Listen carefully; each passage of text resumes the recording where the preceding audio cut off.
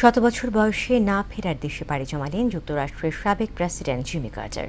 স্থানীয় সময় রোববার বিকেলে জর্জিয়া অঙ্গরাজ্যের প্লেন্সে নিজ বাড়িতে শেষ নিঃশ্বাস ত্যাগ করেন তিনি।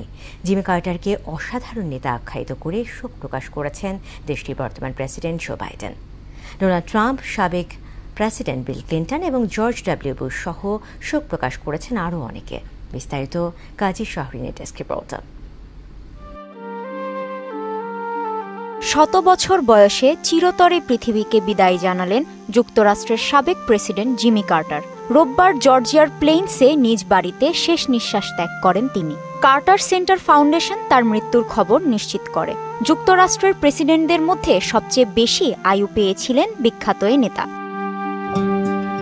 জিমি কার্টার যুক্তরাষ্ট্রের ৩৯তম প্রেসিডেন্ট হিসেবে ১৯৭৭ সাল থেকে ১৯৮১ সাল পর্যন্ত দায়িত্ব পালন করেন।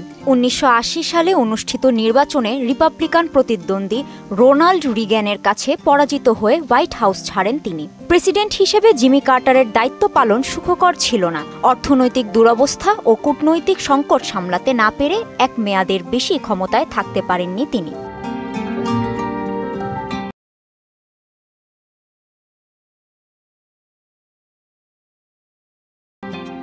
পরে মানবিক কর্মকাণ্ডের মধ্য দিয়ে নিজের সুনাম পুনরুদ্ধার করেন কার্টার। এর মধ্যে রয়েছে মানবাধিকার রক্ষা এবং দেশে দেশে দারিদ্র্য হ্রাস কর্মসূচি, আন্তর্জাতিক সংঘাতের শান্তিপূর্ণ সমাধান খুঁজতে নিরলস প্রচেষ্টা, গণতন্ত্র ও মানবাধিকার পরিস্থিতির উন্নতি সাধন এবং অর্থনৈতিক ও সামাজিক উন্নয়নে ভূমিকা রাখার স্বীকৃতি হিসেবে ২০০২ সালে তাকে শান্তিতে নোবেল পুরস্কার দেয়া হয়।